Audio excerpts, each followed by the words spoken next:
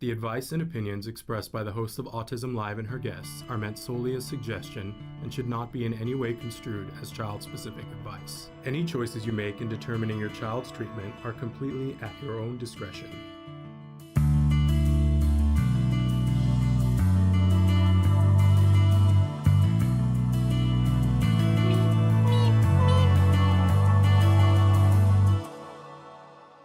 Good morning and welcome to Autism Live. I'm Shannon Penrod. We're coming to you live from my office.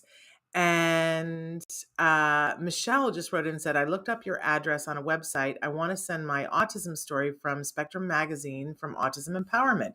Let me give you our address. We have moved. We are in Woodland Hills still, but our address, and I have to check it because I'm not good with numbers, 20750 Ventura Boulevard.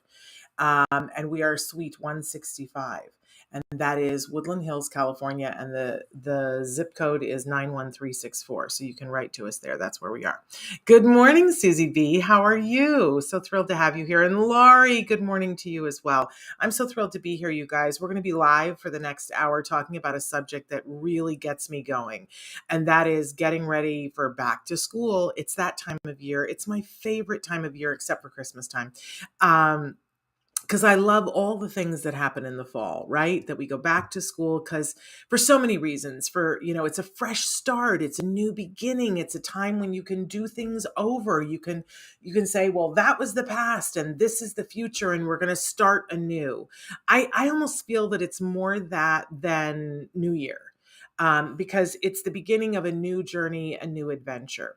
And if we look at it that way, and if we get excited about it that way, that translates to the people around us, whoever they may be. So we're going to be talking about that throughout this hour. And if you have questions about back to school and how to make it easier and happier and more fun and to enjoy it, boy, I really want to hear those questions because this is super duper important to me. Partially because even as a kid, I loved the whole back to school thing. I just love the fall. I love all the things that come with the fall. And, it's just a different pace. I love summer. Summer's super fun. But I love when there's the crispness. I love Christmas coming too at the end. It feels like the reward at the end of fall. But I loved all the new stuff. You got new pencils and new erasers and new shoes and all of that stuff. And you got to meet new people and learn new things and go on a new journey. And I always loved that. And then I was a teacher for many years and a college professor for many years. And I loved that sort of energy of, okay, we're going on a journey together. And here's the roadmap for it. And here's how we'll know we've been successful. I love learning. And I love the whole process of learning when it's done right. And when it isn't done right, it is hiccup city and it can be horrible, right? So I want to pack things into your backpack that will make it easier for you and for the people that you love that are on the spectrum. If you watch the show, that's what we're all about here, that our show is meant to give information and inspiration. We're getting mic popping. I'm going to make sure that everything is plugged in right. I don't know what's going on. Tell me if it gets any better, Traven, or if you need me to try something else. Sorry that we're having issues this morning. My mouse also isn't working this morning, so we don't know what's up with that. Super duper fun. But in any case, I was saying that our goal here is to provide information and inspiration, and that's to that whole wider autism community. It starts with people who are on the spectrum, of course. They're the beating heart of our community, but then it extends to everyone who loves those individuals. That's what we're all about. I'm one of those people. I'm in that camp. I'm a pony, a proud parent of a neurodiverse individual. And Traven wants me to turn the mic down itself. And of course, it's difficult because I don't have a mouse. But here, let's try this. We're going to, now I don't know what I've done, Traven. Now I'm off into La La Land with things that I'm pushing. Let me go to the settings and see if I can do it from there. No, probably not. You'd have to tell me where to go. Sorry, you guys. We want you to be able to hear everything that we have, and maybe I need to talk softer. No, there's no dial on the microphone, Traven. It doesn't work that way. There is a there's an app, and I have the app. See, because we unplugged my microphone and we put a new uh, microphone in for a day, and now we've gone back to the old microphone. Sorry, you guys. I don't see anything. If you want to come in and play with it, Traven, while I'm talking, maybe we need to do that. And you guys will get to see Traven on camera. That's a distinct possibility. And in the meantime, I'll talk a little less excitedly so that we don't have as much popping. But we're here for all of you, is what my point is. Everybody has a place here. Everybody has a voice. You know, we welcome all opinions about all things. Heaven knows, I always tell you guys, I'm not an expert in anything. I'm just a cheerleader who cares very deeply in your corner. And yes, I'm not even an elder statesman in this community. I want to be clear about that. There are pioneers who came way before me who did amazing things, and I learned from them, right? I'm just a person on this path with you who cares deeply and wants, I have a karmic debt to pay down, and heaven knows I can talk. If somebody said the other day, what's your superpower? My superpower is that I can talk you and anyone else under the table. I can keep talking even in my sleep. So that's what I'm here to do, to help with the power of my voice, to help you to get to information that hopefully will help you. So that's what we're all about here. Okay. So we're going to get to all of that. But before we do, we're live right now on Facebook, YouTube, Twitter. Some of you are already writing in, and I'm loving hearing from you. Please feel free to write in your questions. We also podcast. We're a free podcast wherever you get your, wherever you download your podcast. It's a free podcast. We have changed up our format a little bit. So the only place that you can get the video podcast for the newer videos is on YouTube. And we really encourage you to go to our YouTube page and put things in the search feature and see what you find, because we've been doing this now for 11 years. It's kind of crazy when you think about it. But there's a fair amount of information from a fair amount of experts. And don't feel like, well, but this video is 10 years old, and so there's no way to talk to the expert. Most of them are still alive, and we're in good stead with most of them, and we can still reach out to them. So don't be afraid to reach out to us with a question. Even if it was from a long time ago. Sometimes it takes me a minute to track down the expert, and sometimes it takes them a minute to get back to me, but then they do, and it's all good. So feel free to check that out. But also, you guys have shown us and said to us and shown us that you really enjoy the podcast version of the show, and that you are okay with it just being audio only. And that is a leaner, meaner thing for us to be able to do when we upload the huge files to a video to the podcast places. It's just time consuming, and it's rudely expensive. So we've stopped doing that from now, but tell us if we need to change that. And speaking of expensive, because, you know, we're about 9 months now that we've been part of the Autism Network, and that we went out on our own and joined together with the newly formed Autism Network. And we're bringing you guys new programming. But because we're moving back into the studio and out of COVID mode, that we are once again revving up to include commercials here on the show.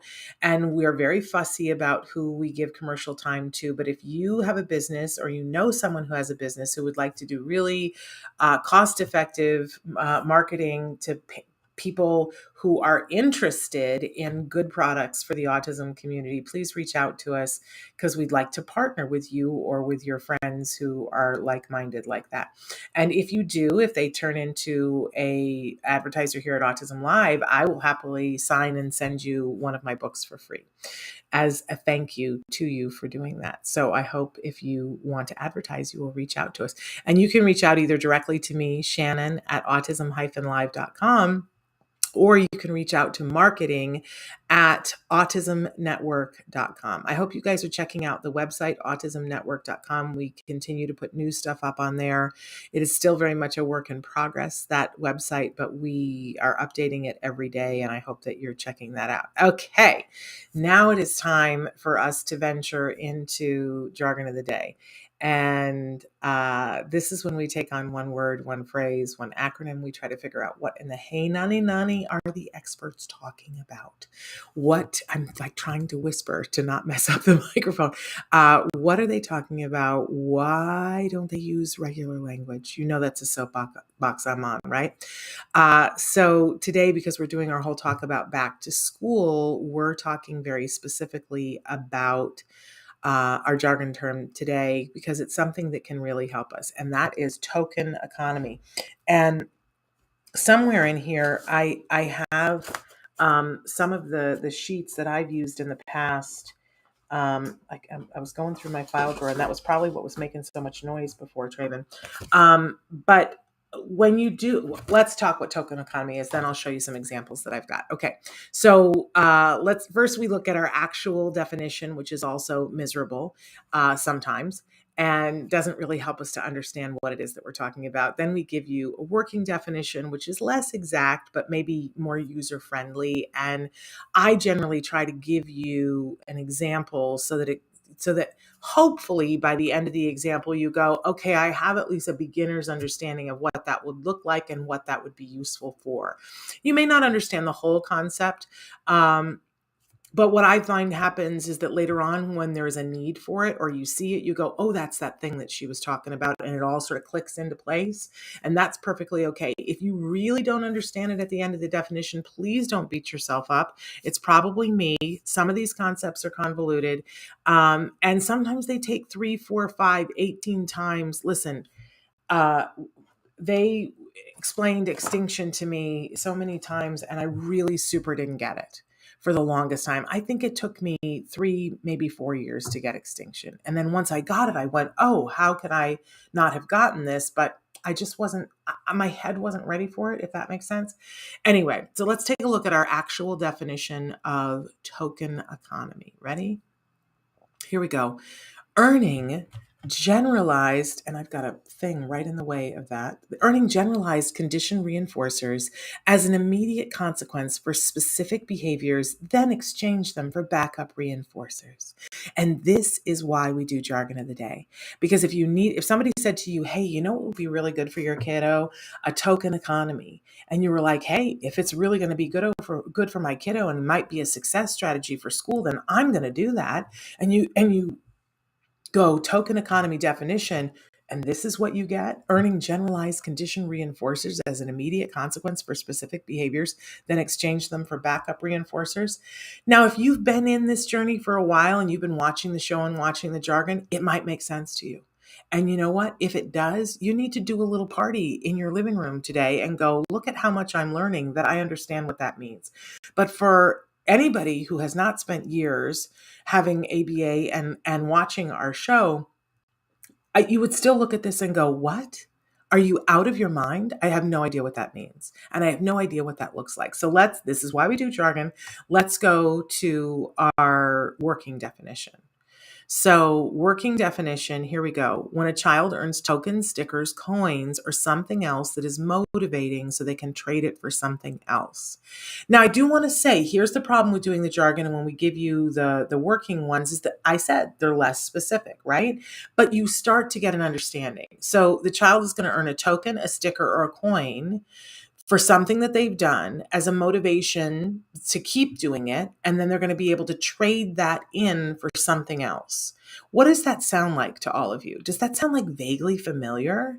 Because if it wasn't children, then what would this be? Are you on a token economy? Am I on a token economy? You betcha. Because money is a token economy.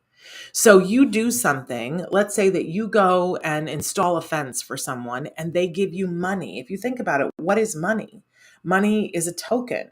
It's pretty much, they're not quite stickers, but it's pieces of paper or it's coins, right?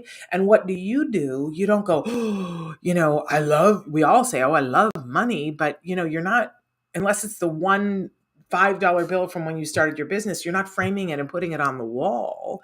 You use it to exchange it for something else. You go to Target and say, I would like to buy a toothbrush with this, right? And it's the toothbrush that you wanted. And so then you go back and you install another fence because you like getting the money, which you can trade for other things. So that is what a token economy is. And the token system, you figured one out that works. I love that, Christina.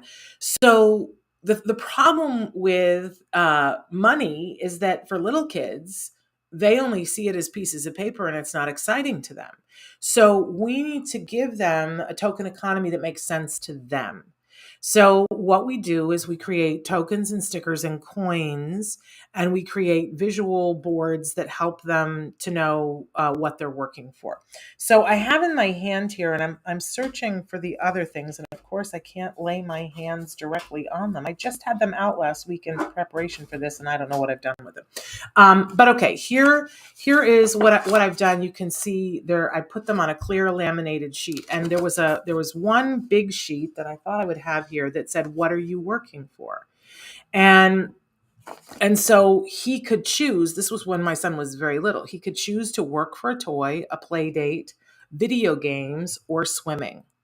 And then here I was going to cut all these out. I have little stickers. I have a star and I have a little work symbol that he liked. We used to do Disney stickers. Like there was a period of time when he was really into Mickey Mouse and the Mickey Mouse Clubhouse. And so we used those. Then he was into Spider-Man and we use Spider-Man stickers. Whatever they're really into, it's got to be reinforcing for them. And you see, I also have yellow dots here and I have red dots and I have green dots.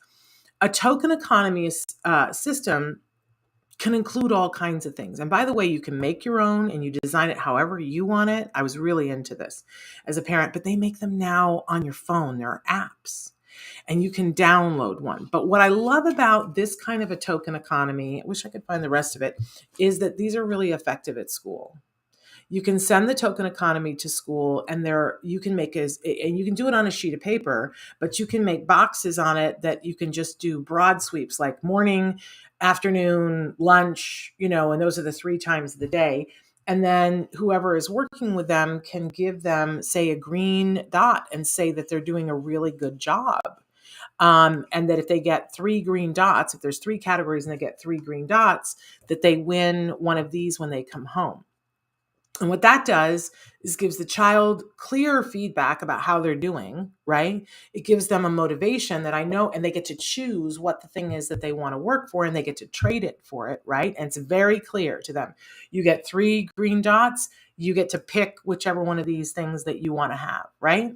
Very clear. And it's not only clear to the child, it's clear to the aide, it's clear to the teacher, it's clear to the OT, right? Whatever. And you can change all the variables. You can say you only have to get 1 green in one part of that day, and then you can have or then it's 2. You have to get 2 green, right?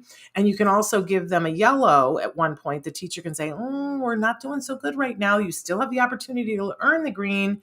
We're not at red yet, but here's yellow." And then the child goes, "Oh, I got to get it together because I gotta, I need to be able to end up with the green because I know I'm going to get what I'm going to get." But there's all kinds of token economies. I had said before when my son was in kindergarten, we took Monopoly money and we cut out pictures of myself and my husband and stuck them in the center of the Monopoly money, and then copied them and cut them out, and they were in all different colors, and they were daddy dollars and mommy money. And so at the end of the day, if he got a certain number, and we were constantly changing it, making him work harder at school, and be clear what it is you need to do to get the sticker. But when you get a certain number of stickers, then you either get 1 mommy money or 1 daddy dollar.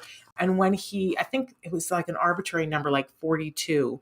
When you get 42 of those dollars, we will take you to Disneyland on that day. We will pick you up from school on the day that you get. And listen, we had to rearrange our lives to be able to do that. And we were always sort of, because what if he didn't get the dollar on that day? Because I would be like to my husband, "You got to have that afternoon off," and then he wouldn't get the dollar. Sometimes that happened, but usually they get real motivated to be able to do the thing that they want to do. So it can be a long-term thing, it can be a short-term thing, but it can be a thing that you can work really easily with the school, and it also helps you to know what's going on and to see how they're doing. So I love a token economy. I think that they're really successful. As a teacher, I loved it because if it's real automated and it's real clear, you can be very clear with the student about you're doing a good job, and knowing that the parent is working with you, super fabulous. Now, you don't have to just do this at school. You can do this at home. You can do this for a grocery store trip. We used to do a thing where we would go to the grocery store because the grocery store was the hardest thing for us. Woo. And we would do a thing, and sometimes you can say, I need for you to do these three things at the grocery store, or I need for you to not do these three things, right? So it can be a thing where you've got stickers, and every time they do something that they weren't supposed to do, they lose one. And they have 5, and if they're out at the end, they don't get the treat at the end, right? We went, we can't show it right now, but we went to the zoo once in a series that we were doing, and we're not showing those clips right now because privacy for the other young man that's featured in the video. But we went to the zoo with my son, who was older, and another little boy on the spectrum. And I didn't have a token economy with me, and we had cameras, and I really wanted good behavior. I wanted to set an example, and I wanted good behavior because I was working, and, I want good behavior, right? And I wanted my son to have a good time. So I said to him, what would be a big treat for you today? And at that point, I think he was maybe 10. And he was like, oh, can we go to In-N-Out after we're done at the zoo? And I said, absolutely. So I'm going to, I had a pen in my hand, and I said, every time I see you do something really good and being supportive of this other young man, or being a gentleman, or being a good listener, or being a scholar, every time I see you doing something good, I'm going to make a mark on my hand. And if you get over 30 of them, he was 10, so I could do that. And 30 was not, now I would never do that to a 5-year-old, right? For a 5-year-old, it might be like 3 or 4 or 5, right? But I said, if you can get 32 of them, I will for sure take you to In-N-Out, and you can get whatever you want. And so all day long, it was so fun, because all day long he would go and he would do something, and he would kind of look at me, and I would go, oh, and I would mark it down in my hand. And at the end of the day, so many people were like, your son is such a sweet young man, and he's so polite and whatever. And I was like, I know. And my hand looked like Hashmark City. So, but that's what we wanted. That was and he saw how much pleasure everybody took in him. And the next time I didn't have to do 32 things, right? And we don't do that anymore. And he gets treats all the time, and he treats himself. Well, and Christina brought up a really interesting point that, you can also use a token economy for your support people. That, you can do this with your workers. If you are somebody who is leading people, saying, here's what's expected of you, and here's the reward that you're going to get when you get it. I mean, most businesses that are doing well run on that kind of a thing. You know what I'm saying? Token economy works. Otherwise, we wouldn't have money. So we're going to be talking more about this as we talk about back to school. Okay, so now moving on, let's go on to our question of the day. And we always ask the question, you guys can be writing into us. I see, Christina, you want to know how to make it fun for the support staff. Let's talk about that in a second. But have you started preparing for school this year yet? If you haven't, it's not too late. You didn't miss the boat. I'll be honest with you, I always think to do the back to school episode like September 2nd. And then I always realize, oh, I should have done it earlier. I should have done it the last week in July. And this year I went, hey, it's the last week of July. We need to do the back to school episode. So just know you are not late. If you have not started preparing for back to school yet, you're not late, but now is a great, great, great, great, great, great time. Okay. And some of you may have already started preparing. And if you have, extra gold stars, but no takeaways for anybody who hasn't started yet. All right. And then our topic this week, I can't even remember. Did we do a topic on Monday? Traven's going to tell us. I don't even know what it is. Oh, your inner circle.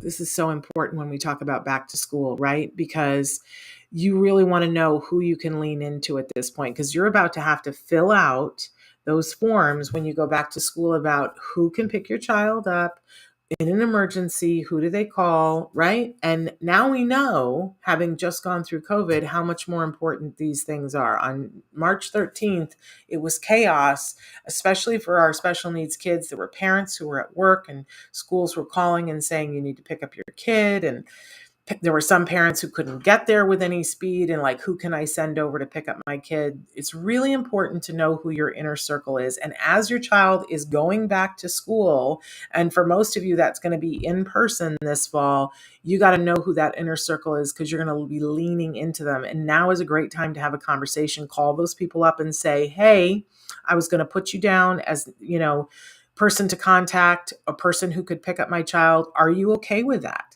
Is that a responsibility you feel comfortable with? Yeah. It's a good time of year to check in on that. So fantastic. Okay.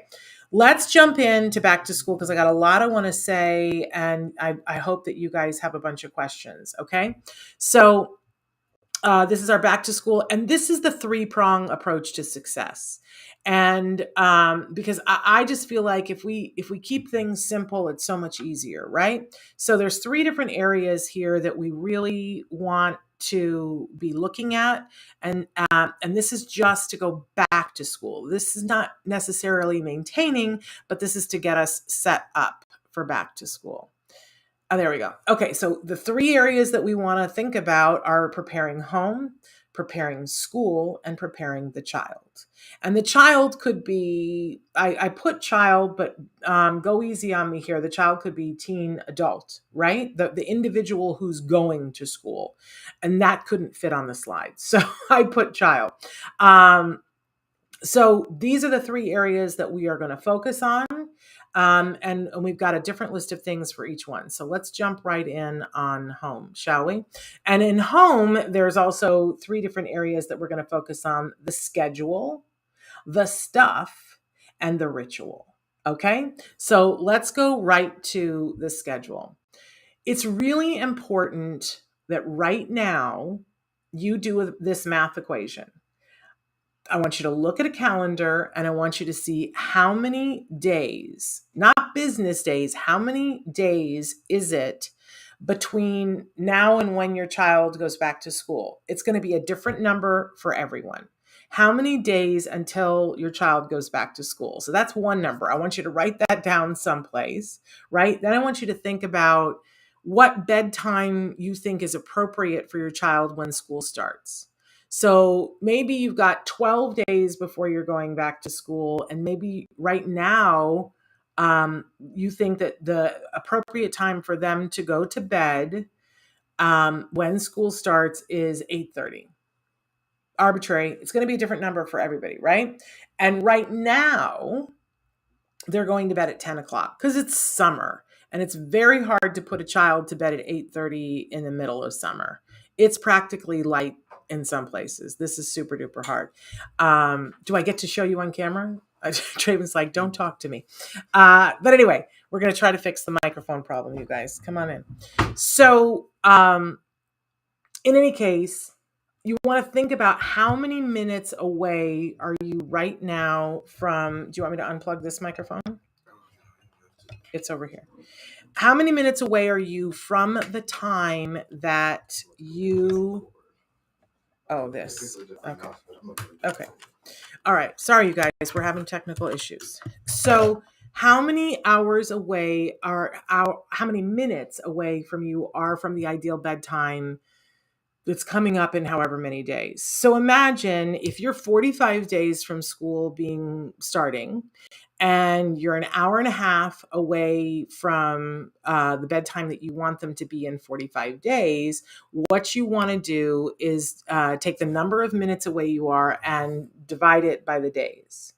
So then you're going to know how many minutes per day you need to get them to bed earlier. Now, I know it sounds like a lot of math and it's probably hurting your head, but here's why. Because so often we get all black and white with things, and we try to do things in big, huge chunks, and it sounds like a good idea. It's like, well, if they have to be in bed by 8:30 and 45 days, then you're going to do one of 2 things, right? You're either going to wait 45 days and the night before go, hey, you got to go to bed an hour and a half earlier, and let's see how well will that work. Not at all. It's not going to work, right? So there's that. Or we start doing it now and we'll make ourselves miserable for 45 days. I'm proposing something completely different. How about if we just change it by a couple of minutes every day? Now, if you really don't want to do the math equation because math hurts your head, pick me, then I would suggest that you just do it by 5 minutes or less per day. And that you try that and see how that works. How does that sound for everybody? Like, I can hear everybody's like, I don't really want to do that. But, or maybe just try it 2 minutes, because what we want to do is a slow, gradual getting back to a bedtime that is reasonable and rational. And it may be that you don't actually get there by the time school starts, but you're within a half an hour, which is a whole lot better than being an hour and a half away from the bedtime. Yeah. But you want to start that now incrementally. And if you see that they're throwing a hissy fit about it, then reduce the time by even more. Go 2 minutes instead of doing 5 minutes, right? But the other thing is that we want to set up start making your visual schedule for the summer hours. And because we're going to refer to it on a regular basis, and it's going to help you to know what you have to do. So what is the day going to look like when they go to school? So we're going to get up, we're going to have something that's there about what we're going to do in the morning when we get up and have breakfast. Good morning, Brian. Then we're going to go to school, and on the visual schedule, it should be their visual schedule for the day, right? That you'll have class or whatever that you know is going to happen in the morning. Then you're going to have lunch.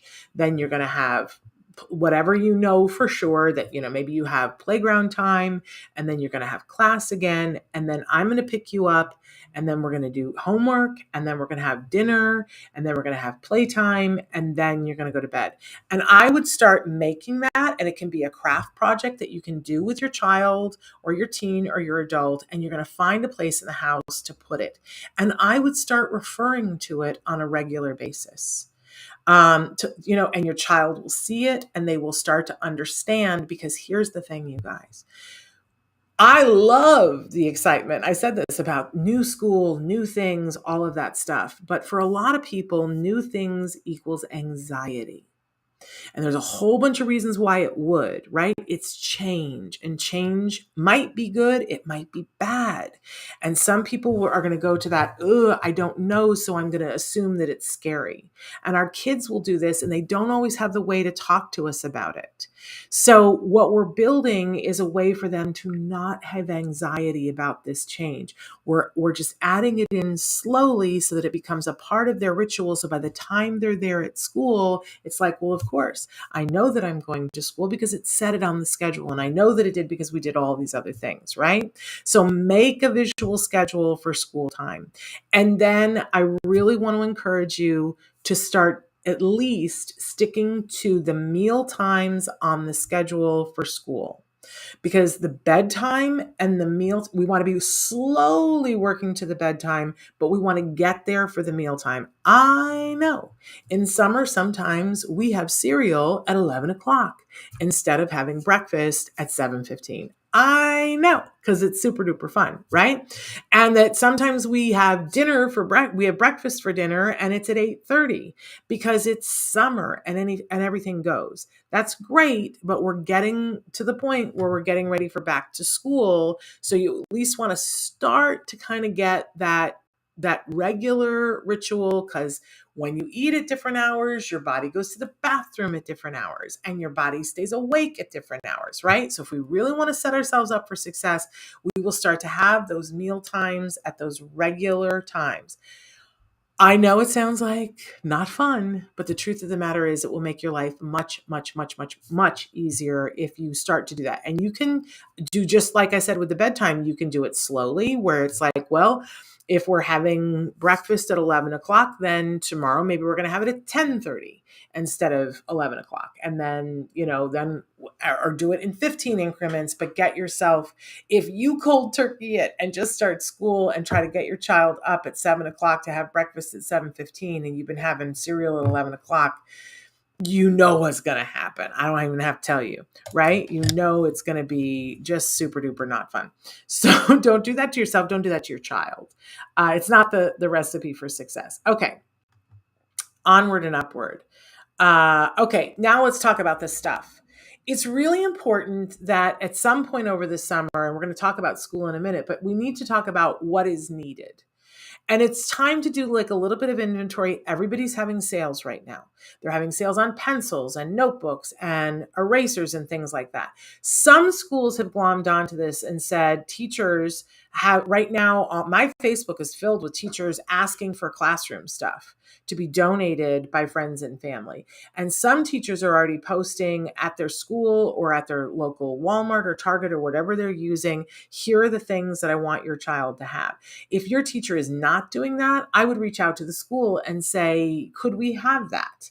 But there are some things that you know that your child is going to need, and it's so different based on where in the world your child is going to school and what age they are and what ability they are, right? Like if you have somebody going to kindergarten, they might be asking for the fat crayons, which you'll never get that request again. Right? They're not college students are not asking for the fat crayons, but college students, they might be asking for the college ruled notebooks, not the wide ruled notebooks, right? So there are very specific things that are needed, and it's time to take an inventory and go, what do they need? But it's not just, the school supplies, it's sort of everything. Is there something that you need in your home? Is there, does your child need a desk? Like literally ask yourself what is needed. And then of course, the next question is, where is this stuff going to live? One of the biggest problems that people have in life when school starts is that we don't have the stuff organized. The stuff the pencils aren't in one place because we've been all summer and the beach shoes were in one place. But now it's time to find a place for the pencils. If your child is going to be doing some stuff at home, it's time to create a space that is the space in which they're going to learn, that there be a desk there. Does it need to have an internet connection? Where does it live? If there is learning happening at home, and I see that some of you are homeschooling, there has to be a designated area. And it could be that it's just designated at a specific time, like maybe it's the dining room table is the place where we do the learning, but then be very clear on it. Set a clock and put a sign on the wall that says from this time to this time, and have it be, printed out for them in a picture or whatever. This is the learning zone. And we make that the learning zone, and we're not folding laundry on the table when we're in the learning zone. Makes sense? And yes, Christina says we have the sensory diet schedule, right? That's a part of the schedule too that we were just talking about. But right now we're talking about the stuff, and it's important to know, where does the stuff live? Because if you don't find a place for everything to live, two things will happen. You'll have clutter that will drag you down. It just sucks your energy right out the door. I don't mean to be a militant organizer, and I don't need to have it color coded in the rainbow, right? But if you don't know where the pencils are when it's time to need a pencil, it's going to suck time, right?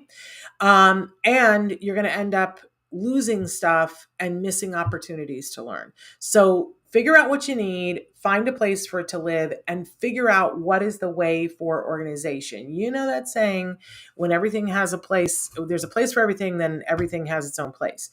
So if we know where the pencils are, we know where the pens are, we know where the paper is, we know where the printer is. If right now the printer is precariously balanced on an ironing board, because I've done that in my life before, it's time to find a place for the printer to live. In this day and age, you're going to need to have a printer hooked up somewhere in your house for your child who's going to school. So we have to find, and you might have to rearrange stuff, and you might have to move some of the decor out in favor of having the printer, but the printer has to have a place to live. Yeah. And this will save you so much time. Christina's bringing up the backpack. The backpack is a big deal. And I'm going to say to you in a second, when we talk about your child, involve them in every phase of this. So when it's time to go shopping for the backpack, get them excited about, oh, we get to go shopping for your backpack. This is your third grade backpack. You only get one third grade backpack in life. It's exciting. Let's go pick it out. What color do you like? Do you want one with Paw Patrol on it, or do you want one that has Spider-Man on it, right? Let them be a part of the process, because that's part of getting them excited to go back to school and making it theirs, right? But then you have to figure out, where does the backpack live? There needs to be a hook or a shelf or a space that the backpack goes. Because if you don't, you're going to be kicking that backpack. You're going to be tripping over it. It's going to be like, where's your backpack? I don't know. But if we make a space, and you can even put a label on it and say Josh's backpack, right? And then it's clear to your child that's where the backpack goes. And later on, when they put their backpack there, you're going to reinforce that and go, good job. And they're going to get a treat for it, whatever. And that's going to make it easier so that in the morning when it's time to go, you're not going, where's your backpack? Which is not the way to start an educational morning, right? Lori says, yes, my son picked out his Spider-Man backpack and it has a matching lunchbox and he's so excited. That's when you know you're doing it right? Get them excited about it. Okay. And then next we're going to talk about the ritual, because every day that you're, did I not make one for that? I guess not. Oh no, it's here. The ritual, it is here. Every day that your child goes to school, you are going to do a dance. It's the ritual. And it's going to be a thing about, we're going to get up, we're going to have breakfast, we're going to get dressed, we're going to put whatever lunch into whatever thing, or your lunch money into whatever thing, or your lunch ticket, whatever it is, into whatever thing. We're going to put shoes on. We're going to go to the corner for the bus, or we're going to get in the car, or you're going to go in the carpool, whatever. And then you're going to ride to the car, and you're going to get out of the car with your backpack or out of the vehicle, whatever, and you're going to go in. This is the dance. This is the ritual. If we make it clear to the child what the ritual is, and we make sure that the steps are all clear and they're successful in all of those things, this will be the biggest gift we can give them in terms of reducing anxiety for starting school. I can't say enough about this because I think it's the place where a lot of us fall apart. And yet, I don't know about you, but I'm a high anxiety individual. And I can remember as a child, I loved school. I absolutely loved school, wanted to go to school, but the ritual to go to school was often very anxiety provoking and overwhelming to me. And it would make me not get to school, even though I liked what was happening at school. So I'm a big proponent of being kind and empathetic to the people that we love, that we want to go to school, and doing everything that we can to reduce that anxiety in the morning. So that starts with all the things that we've just been talking about, a visual schedule of what it looks like. I love parents that have whatever clock, and make sure you have a clock somewhere in your house that's visible. And if it's an analog clock, then you make a matching analog clock. If it's a digital clock, you make a matching digital clock. Some people now have the Alexa thing set up, and then they have a timer that goes off. But if you don't have that, you want to make something. I love when people have the clock and it says, we leave at this time, and it has a drawing or a picture or a representation of exactly what the clock looks like, because our kids don't understand time. And we stand there as adults and we're like, we need to get in the car. We're late. That means nothing to the kids. So if we point to the thing and say, it's time, we need to get in the car, they will begin to understand that. So let's reduce anxiety. Then let's ask ourselves, what can we possibly automate? And you can decide how crazy you want to go with this. But, there was one mom that I actually, before I had kids, I made fun of her. I don't anymore. But when I had to watch her kids for a week while she was going away on a business trip, and before her kids went to bed at night, they laid out their clothes for the morning. And I was like, that seems a little excessive for me. And yet her kids got up in the morning and there was no big deal around the getting dressed. They just got dressed and put those clothes on. And away they went. There was no, I don't know what to wear. I don't have socks. You didn't wash my favorite shirt, because all of that was dealt with the night before. So, I can tell you we did not do that with my son because I just couldn't get that together. But you can. How much do you want to automate? I know people that have on Sunday, they make however many peanut butter and jelly sandwiches. It's not peanut butter anymore. It's like nut butter, but it's not peanut butter because you can't have that at school anymore. But they make however many sandwiches, and they have this plexiglass thing that goes in the refrigerator, and they go in like cards into the refrigerator. So, and next to it is like the box with juice boxes. And next to that, they portion out however many fruit packages. They have multiple kids, right? And so when they're making the lunches in the morning, the kids can help out and just take from the things. And it's very automated. That takes a lot of prep. but it certainly makes it easier in the morning. So what can you automate? What are you willing to automate? What would help you if you automated it so that it was easier? And visual prompts all the way. The parent that has all the lunch things, they each one of the plexiglass things in the refrigerator has a sign on it that says, this is where the sandwiches are, this is where the fruit is, and this is where the drinks are. And on the refrigerator, they have a visual prompt that says, pack your lunch, one sandwich, one fruit, one vegetable, one juice box. And the kids can look at it. It's all color coded too. I know. It sounds crazy, right? But crazy easy when you have a bunch of kids, right? And the kids go in, they take their lunchbox and they know I got to get those things. And that visual prompt helps them to be able to do it themselves, builds independence. And the parents have more time in the morning to be moving everybody out the door. So what visual prompt can you make for yourself or your child, whether it's the clock on the wall, the things on the refrigerator door, to help to make it happen? Yes, we're going to get to the ID labels and stuff on the clothes. That's coming up when we get to child. But you guys are already ahead of me. I love it. I love it, love it, love it, love it. Okay, so then let's talk about school, because we got to prep school, right? We got to make the school thing happening. And the three most important things here for me at the beginning of the school year are to communicate, collaborate, and the roadmap for success. So let's break down what those three things are. So communicate. I think it's really important when you're talking with the school to be clear about what mode of communication you want. Like, do you want to be emailed? Do you want to be text messaged? Do you want to be called? And how often? How often do you want it? What do you want? And I think you should be clear with them. I'm going to be honest with you. It doesn't mean you're going to get that.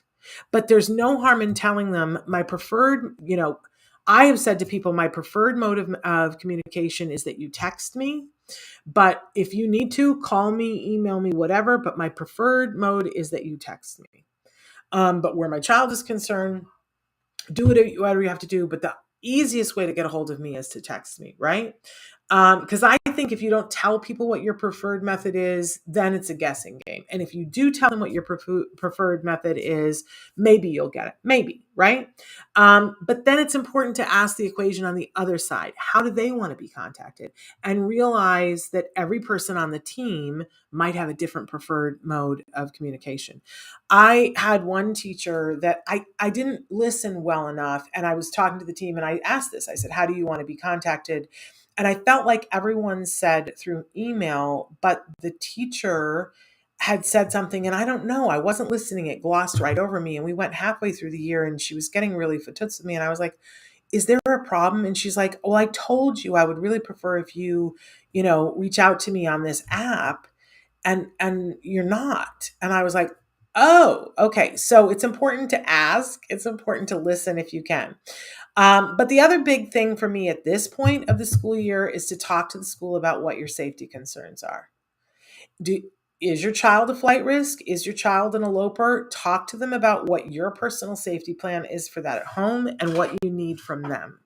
And what you think that they should be concerned about. I would start every year by having a conversation with people at school about the kinds of things that would trigger my son and how to deal with that, right?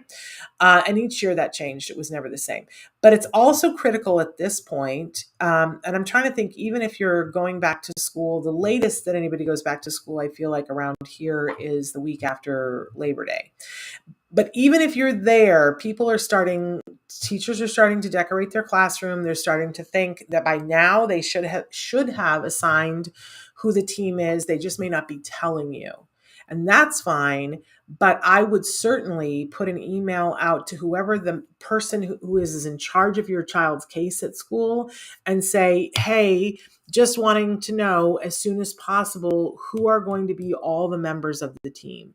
Who's going to be the teacher? Is there, if there is an aide, who is going to be the aide? Who's going to be the OT? Who's going to be the speech and language pathologist? And you can say, I'm just getting myself set up. So I'd love to know who these people are. Can they be identified? Now, they may not get back to you for 4 weeks because they're like that. But, you know, they'll know that they need to get back to you with that because you need to know who the members of the team are. And I would suggest that you make a sheet in the dining room or inside a kitchen cabinet that has all the names and what their roles are, so that if something is not going well, you know exactly who to go to, you know what their email is, because they have a formula for the school of what the emails are. You can figure it out. And you might be able to reach out and communicate and say, hi, I'm Josh's mom, and you're going to be his OT for this next year, and we're really excited. We're making a visual schedule for him of what his day is going to look like. Can you just let me know when or whatever it is that you want. We'd love to have a picture of you to put on the wall so that Josh knows who he's dealing with. However much you want to do, but you'll be able to communicate with them if you know who's on the team, if they will tell you.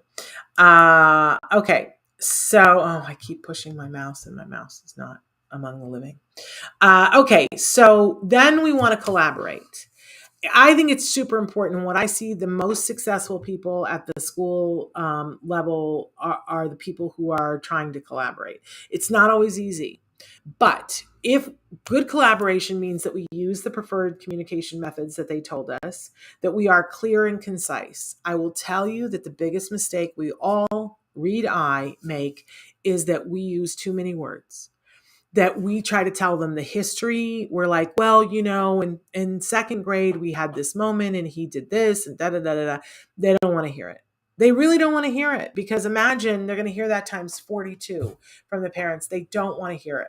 So be clear, be concise, be brief.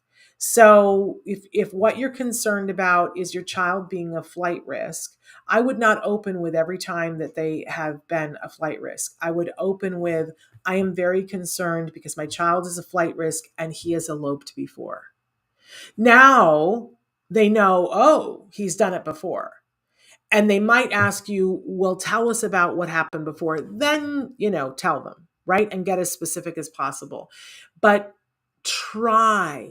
I know that we all need to download the information about everything that happened. Find a friend to do that with. That's part of your inner circle that we were talking about before. Download to them. Don't download to the school staff. They don't have the ability to take it in. And they kind of fuzz out, and then they're not listening to you. And this is important stuff, and you need them to listen to you. So be clear, be concise, be brief.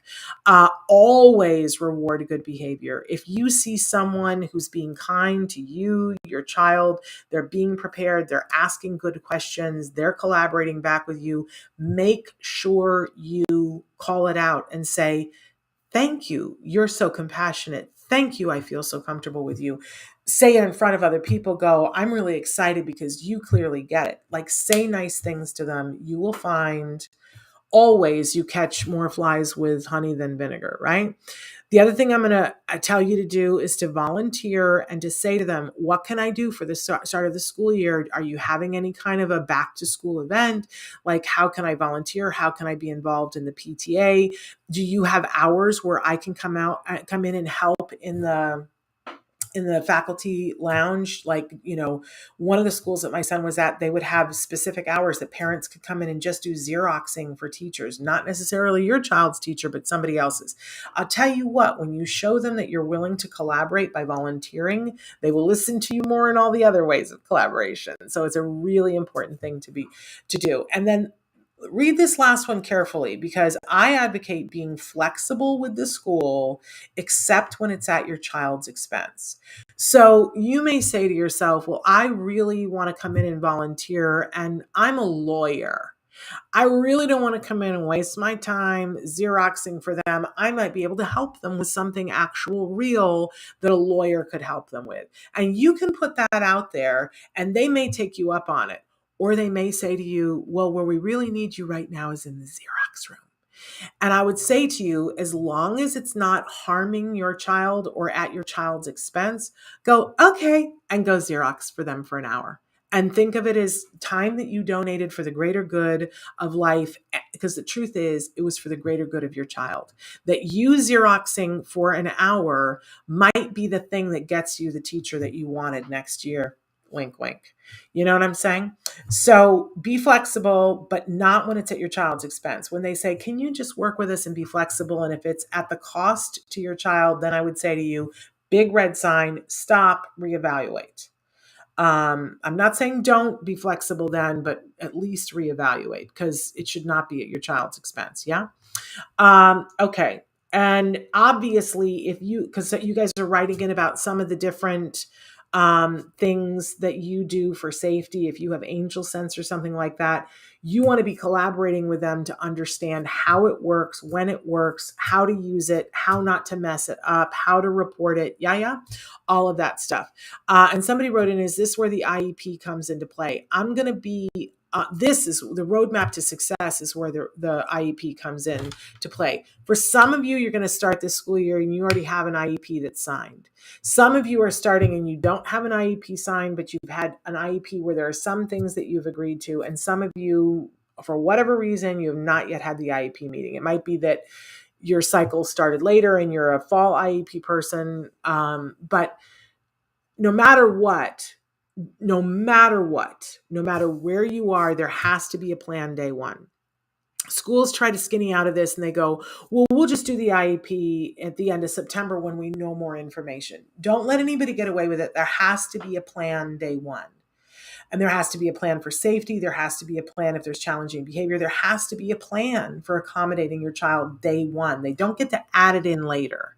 And the phrase that I always say when the school is like, well, we'll do it later, I always say to them, oh, okay, great. Well, then I'll ask him not to have autism for the 3 weeks that you aren't going to have a plan. And then they go, what? Oh, it's snide. It's not everybody's style. But I remind them, no, we're not doing that. Have a plan. Here's the thing, whether you have the ironclad IEP and it's signed and you're like, man, I paid a lawyer and we put so much time and energy into this and it's perfect, or you have no idea and don't have an IEP, wherever you are on that, and the plan is to wing it, wherever you are on that continuum, here's the thing. You got to check in. And you got to check in often, and maybe you need to make a visual schedule for yourself to go, but what you're doing is you're checking to see, is it working? Even the best IEP has the potential to not work because our kids are individuals and there's individuals around them that, it might not work. And maybe we have to go in and tweak things. So you got to check in often, and you have to figure out with the school how they're going to check in with you. That's why I was saying the token economy thing. It's a built-in way for you to be able to see kind of what's going on. Other people have a log that comes home from the teacher that's just, they write a sentence or two about today went really well, or today we had a really hard time. Right? But you gotta have a way of communicating what's happening and to check often. They're going to do regular reporting to you in the form of a report card or something like that. It's in the IEP that they have to report regularly. It's not enough. You need to get feedback. I would say a little bit of feedback on a daily basis, but then bigger feedback at least on a weekly basis. And when we all get into the habit of that, we're going to get to more success. The problem is that teachers often are so overworked that they're like, oh, it's just one more task, right? So we have to reward them for communicating. Make sure that you are, send little gifts, send little notes. It doesn't all have to be money that you spend. Write to the principal and say, can you please thank the teacher for being so good about communicating with us? We just really feel so secure and safe with this teacher. That goes into their permanent file. That's currency for them. That leads to promotions and raises and things like that. So check often, find the way to check often, reward that success. But here's the other part is when you see that things aren't going well, you can make a course correction. And much, much faster than if you have waited all this time. We're almost out of time. I got to hurry it up here. So notice that I have reward success again. So when we make a course correction, I've told you many times here on the show that when a plane takes off from Los Angeles and it's going to New York, most of the time it's off course incrementally, and all it does is it keeps course correcting until it lands. Think of that as your child's school experience. You're going to constantly course correct. It's never set it and forget it. Not ever. Okay. But then notice how many times I have reward success. It's so important. Reward the staff. That's how you make it fun for them, Christina, is that if you reward for success for them, just like you do for the child, then everybody gets in the mode of, hey, I like this. This is good. I get acknowledged when I do this, and everybody will do a little bit more. You don't have to believe me. It's scientific. It's what they've been doing in industries for years. Okay, now let's talk quickly about with the child. We have to set the stage for the child. This is the backpack, the underwear. We have to make it fun, and we have to practice, right? We need to set them up with all these things that we've talked about, and we need to tell them stories about how amazing it's going to be, right? So setting the stage is absolutely everything that will involve them, what they're wearing. I think I called this, I said already, we're going to make the space for the learning. We're going to fuss over the costume and hair. So because I said setting the stage. So, this might mean if they're traumatized by haircuts, we're not going to go get the haircut, but it might be that we get the new styling gel that keeps it out of their face, right? Or for girls, the new ponytails or whatever. Or sometimes for my son, it meant that we were going to put a different color hair on him for, on his tips or whatever. And we're going to talk this up. I really encourage this all summer long. Say this to your relatives, that it's a big deal. It's like, oh, you're going to go to kindergarten? Oh, kindergarten is my favorite. You know what I love about kindergarten? And tell everyone to do that with a child. Tell them good stories about oh my gosh, that I still have a friend that I met in kindergarten. Oh, do you know what you get to do in kindergarten? You get to do this or that or whatever. But I always say, if you can afford it, make a fuss over what the first day outfit is, and make a fuss over what you do after the first day, right?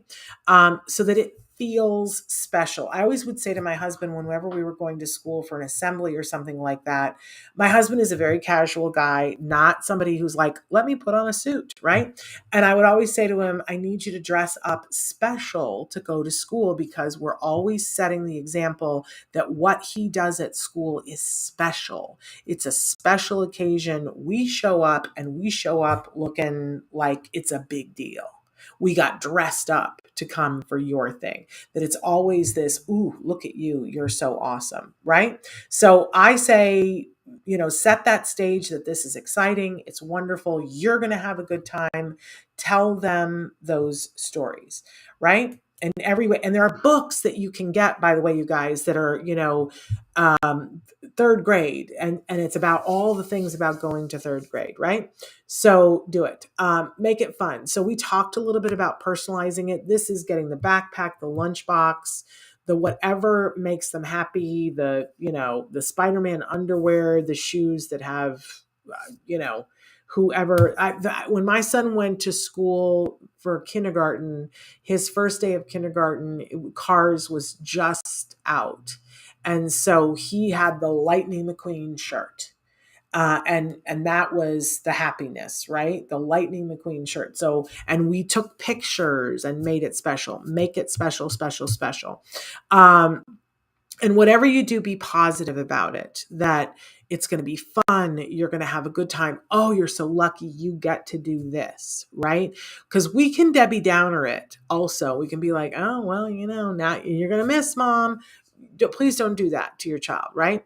And I always have a thing where it's plan a treat or a reward for the day. We used to live very close to a place that was like a indoor fun place. And so my son knew, you go to school the first day, and we built this through ritual. You go to school the first day, and then you get to go, and you get the play as much as you want bracelet, which was like $17, which at the time was a lot of money, right? But it cemented for him that first day of school is a big fun day. And that's really the thing that we're wanting to cement in. Brian loves the volunteer idea to open up the positive dialogue. Brian, I got to tell you, it's so good, and it's so much more than that. I was really struggling with my son's elementary school and just couldn't figure it out. And I'd gone to some of the PTA meetings, and I'll be honest with you, I didn't like those ladies. They were not nice. You know what I'm saying? And finally, I went up to one of them and I said, I really want to volunteer. And I was one of those parents that I was like, I really want to volunteer, but I just don't know. And my schedule is a little bit weird and I'm not sure how to help out. And I said, do you guys do a play? You know, I have a master's degree in theater. I used to teach college theater. Can I help at all backstage with the play? And the woman who was the president, and she goes, well, how about if you just do the play? And that's kind of how she said to me. And I said, oh, okay. All right. Is there already a play or do I get to pick the play? And I ended up writing the play. It was for the Women in History thing. And every year, and she was like, well, it's only with the third graders and your son is in first grade. So you're not going to want to do it for 2 years. And I said, no, I'll do it. And so I went and did it with the third graders, not even involved with my son, but I was on campus every day for like a month. And I learned a lot about how things worked. And everybody was so thrilled. And then we did the play and I got to know all these kids. And for me, that was just fun and it was a lark and I had to take time off from work and it was very hectic and whatever. But it was like, oh, you know, it is what it is. And then the next year I did it again and everybody was like, oh, well, she's going to do it up to when her son is in third grade and then that'll be the last time she does it. And I continued to do it up through my son went on to junior high and I came back for like one more year until we moved. And I said, I can't do it anymore. But I left the script with them.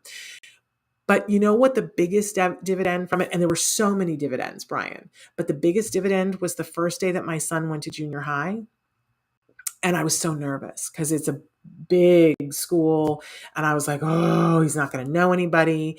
And all of these kids came running up to him who were 2 years older than him that had been my kids in that play. And they were like, hey, dude. And they were like, don't worry, Mrs. P, we got him. And I went, oh my gosh, I didn't realize in all that time that I was just trying to have eyes on what I was putting quarters into a bank for him to have a social life that was bigger than I could imagine. Right? So I'm telling you, Brian, it's a grandiose thing. And you also said my son's Montessori school is not up to par. They still don't know who the speech caseworker will be because the other one left. Not good. Tough one. Okay. And sometimes that happens. And that's where we're going to be flexible unless it's hurting our child. So here's the issue for me is that at this point, I don't know when school starts. I don't know how far away you are from school starting, but until the day that it starts, we're going to be flexible. But what you want to be careful about is that a lot of schools are like, well, we're going to focus on core stuff for the first 3 weeks and then we'll start speech. What I want to ask you to do is pull out your IEP and see what it says, because most of the time for your IEP for speech, it says we'll receive X number of minutes per week. And then you go back to the school and you say, no, I'm sorry, we would be in violation of the IEP if we were to do that. So who is going to be this? And you're nice, right? But who is going to be the speech teacher on week 1? Because we don't want him to get behind. And they're going to give you some song and dance about, well, we don't really focus on, no, the IEP says this. Yes, but I can't say enough, Brian, that volunteering is the doorway into knowing the teachers and how they do things. But it's not just the teachers. You get to know the admin staff, and people start to see that you're somebody who wants to be involved and wants to be a part of it, and they get solution-minded with you. Honestly, I think it was the thing, to be honest with you. But don't let them push you around. Don't let them, they might be in the hiring process and they don't have anybody yet. And that's unfortunately okay. But on week 1, they better have somebody. And if they don't, you're going to have to squawk a little bit and say, but use the phrase, oh no, we're going to be in violation of the IEP. Because then that's not allowed. That's a legal issue. And they'll know that they can't frog around with you or your kid. And that's what we're always showing them. Okay. And then the other thing here is practice. So we can play school today. Be like, hey, what are we going to do today? we're going to play school today, and let them choose, what role do you want to be? Maybe they want to be the principal, maybe they want to be the teacher, maybe they want to be themselves, right? And trade roles with them. And let's play school today. And you only have to play for 10 minutes today, but let's play school and make it fun. Make it super fun. And you can be the student and say, "Oh, what's my homework?" And then sit there and enjoy doing your homework, right? And start playing school lunch. If you know that your child is going to be buying lunch and they're going to get that little carton of milk or a juice box, that juice boxes are hard for me, and I'm in my late 50s. Like, I'm sorry, that's a hard thing and I need help and support, and I squirted all over myself. Don't let your 5-year-old try to figure it out on their own. Play school lunch. Get the lunch box now. Pack the lunch in the morning, have the child help, and we'll say, okay, now we're going to play school lunch. And then go sit outside and go to a park, sit on the picnic tables so that they get used to, how do you sit on a picnic table? That's an OT exercise. How do you put one foot over and sit down and put the other leg over, right? Play school lunch so that it's not this big surprise. And then however many days away you are from school now, somebody's on the campus now, and write to them and say, hey, we'd like to visit the school. I want to bring my child and do a tour of the school and go look at the school and make it fun, and go for a treat afterwards and make it super fun. Give them a sticker for going to school, and have them meet the people that are there so that they don't have to be afraid of it. And eventually the teacher will be back on campus. Usually they give them a paid couple of days beforehand. And if your school isn't already doing something where they get to come the night before, and sometimes they do like an ice cream social or something like that where they get to come the night before, ask the teacher, can we come in the night before? I even did this with my son when he went to high school. And I said, can we come? Can we tour so that he can he meet the staff, so on and so forth? They will let you do it. And if they don't, it's a problem. If they're like, no, we can't have, I say that, but because of COVID, they might say that, but say, we'll come masked, and, here's what our vaccination status is. They shouldn't give you a problem. It should be something that they help and support you with. Okay. I threw a lot of information at you and I went long, but I take what's useful, take what you can apply. If it's one thing, great. If there's a whole bunch of things here, great, whatever. But the one thing that I want to ask you to do is to think about what we just talked about and said, what in here would help me to be more successful? What in here would help my child to be more successful? Because that hour that you have before they go to school, when you're getting them ready to go out the door, plays a big role in how successful they will be, because they're going to meet a lot of stress and challenges during the day. And however you send them out the door is going to play a role in how well they are. So focus on how can I pack the backpack best for success? And that means reducing the stress, having the right tools, making them feel special, making them feel capable, preparing them for some of the hard moments that may come, and just preparing them for the schedule and letting them know what it is. So that's what I've tried to put together for you guys. Like I said, use what you can. I adore you, but it's time. Now is time to start to get ready for back to school. Make it fun. Think about your favorite year of school and why was it favorite and what were the things that you remember. Almost always it has more to do with the teacher than anything else. But also think about what in your home environment set you up for success, or what made it hard. And that will kind of key you into the kind of thinking that I think we all need to be doing. These are all, by the way, antecedent strategies. They're all the things of what happens before that we do to set up for success. Another time we'll talk about consequences, but that's a little bit the token economy, that when they do well at school, we have a way of seeing it and going, hey, you did really well. So now you get the toy, or now you get to play video games, or now you get to do whatever. That's the consequence side. Anyway, I adore you all. Tomorrow we are showing you again last week's episode of Let's Talk Movies, because we're getting ready each one of the Thursdays now is going to be a different show with different people. And we have Let's Talk Autism with Shannon and Nancy. Now we have Let's Talk Movies with Moira and Shannon. And the next one that we're going to be adding is Let's Talk All the Things. And my special guest for that is going to be Rachel Bird, my bestie, right? Another parent, proud parent. Her son is Kobe Bird. You've seen Kobe Bird on the show. And Rachel is, oh my gosh, she's Martha Stewart in a Disney dress. Okay, she can craft, she can cook, she's got more tips for more things about more everything, and is somebody who gets passionate about talking about everything under the sun. So we're going to talk all the things that are there. And Brian, I tell you what we will do is we will make the slides available. We'll figure out how to do that. Traven will tell me how we can make that a reality. And any of the things that we do here in these parent to parent, if you want the slides, we can make that happen. Absolutely love that it was good information for you. And kindergarten's going to be so much fun, Laurie. It's going to be so much fun. I'm so excited for you. I was so terrified before kindergarten. And can I tell you, I include my son's kindergarten teacher in my prayers every night. What an amazing woman who was just life-changing for him and for me. And there's my alarm. Gotta go. All right, you guys. I will be back. We think we have a new Stories from the Spectrum for you on Friday, so you don't want to miss that. It's going to be exciting. Until then, give your kiddos a hug from me and one for you too. Bye-bye for now.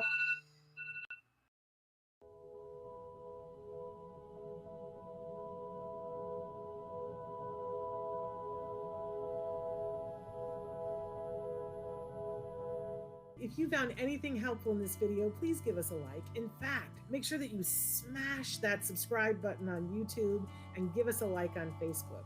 You can also follow us on Twitter and on Instagram for important updates. And please download our free podcast wherever you get your podcasts. Thank you so much. See you next time.